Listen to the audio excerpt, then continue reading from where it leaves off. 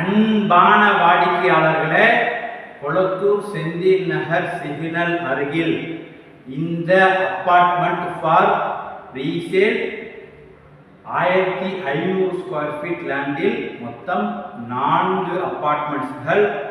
Ground ஃப்ளோரில் ஒரு வீடு மற்றும் கார் பார்க்கிங், ஃபர்ஸ்ட் ஃப்ளோரில் 2 வீடுகள். இது செகண்ட் ஃப்ளோர்.